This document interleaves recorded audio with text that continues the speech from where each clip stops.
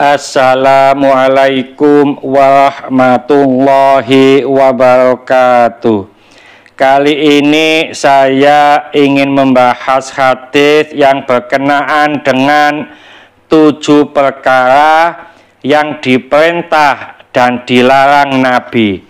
Dalam hadis disebutkan Anil Bara ibni Azibin radhiyallahu anhu qala amaronan nabiyyu sallallahu alaihi wasallam bisab'in wa nahana an sab'in amarona bittiba'il janaizi wa iyadatil maridi wa ijabatid da'i wa nasril madlumi wa ibraril qasami wa raddis salami wa tashmitil atisi wa nahana an aniyatil fiddati wa khatamid dahabi wal hariri wad dibaji wal qassiyyi wal istabraqi.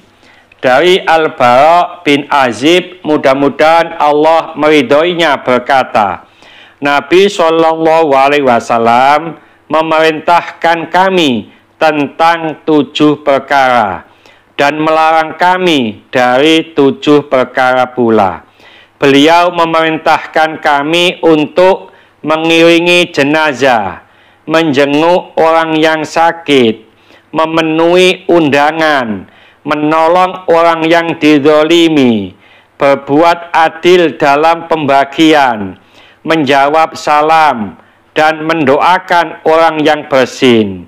Dan beliau melarang kami dari menggunakan bejana terbuat dari perak, memakai cincin emas, memakai kain sutra kasar, sutra halus, baju berbordir sutra, dan sutra tebal. Hadis riwayat Bukhari nomor 1239. Hadis ini memberikan pelajaran kepada kita. Ada beberapa hal, beberapa pekerjaan atau amalia yang diperintahkan oleh Nabi. Juga ada amalia yang dilarang oleh Nabi. Di antaranya yaitu yang diperintahkan Nabi mengiringi jenazah, atau kalau kita ada saudara, teman, tetangga yang meninggal dunia, selayaknya kita juga ikut mensolati dan juga ikut mengiringi jenazah sampai ke pemakamannya. Yang kedua, menjenguk orang yang sakit.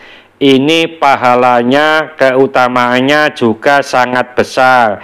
Di antaranya adalah 70.000 malaikat memohonkan ampun kepada orang yang menjenguk orang sakit. Juga orang yang menjenguk orang sakit itu akan berada di taman-taman surga selama dia berada di sana. Lalu memenuhi undangan. Kalau kita diundang oleh saudara kita, kita utamanya harus memenuhinya. Bahkan dalam riwayat yang lain, itu adalah suatu kewajiban bagi kita memenuhi undangan saudara kita. Lalu menolong orang yang dizalimi.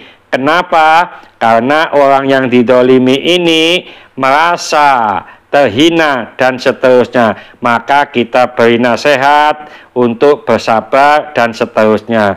Lalu berbuat adil dalam pembagian. Kita tidak melihat siapa saja yang kita beri itu, apakah sanak kerabat, orang lain, saudara. Kalau pembagiannya itu sama, adil, maka itu yang terbaik. Lalu menjawab salam. Kita memberikan salam itu sunnah, tapi menjawab salam adalah wajib. Maka kalau ada orang yang memberi salam, maka kita jawab salamnya minimal sama dengan apa yang diberikan. Umpamanya Assalamualaikum, maka minimal kita jawab Waalaikumsalam. Kalau bisa, waalaikumsalam warahmatullahi wabarakatuh. Nah, selanjutnya adalah mendoakan orang yang bersin. Kenapa? Bersin itu disukai oleh Allah, sedangkan menguap itu adalah dari setan. Makanya kalau ada orang yang menguap atau angop, maka disarankan membaca la haula wala quwata illa billahil aliyil azim.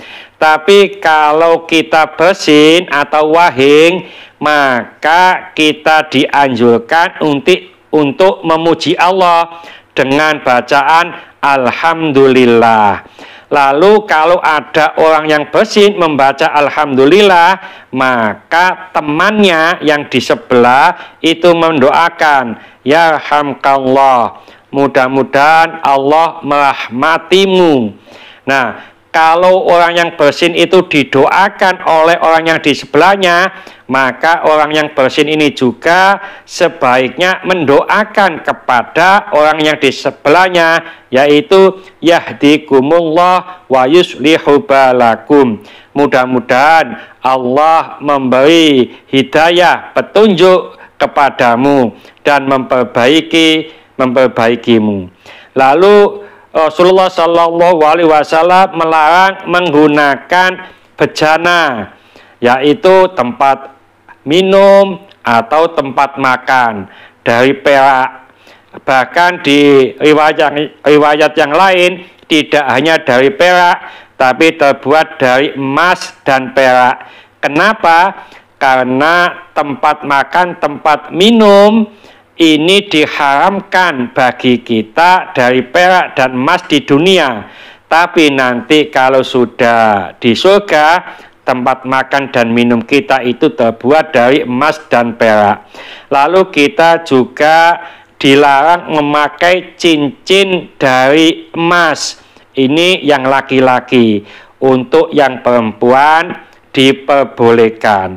Lalu memakai pakaian dari sutra, baik sutra yang kasar, sutra yang halus, atau yang tipis, atau yang tebal. Intinya laki-laki tidak boleh pakai emas, juga tidak boleh pakai sutra.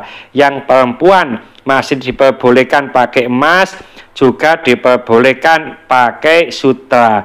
Laki-laki boleh pakai sutra apabila dalam keadaan darurat, seperti dalam keadaan sakit gatal atau lain, maka boleh memakai pakaian yang terbuat dari sutra.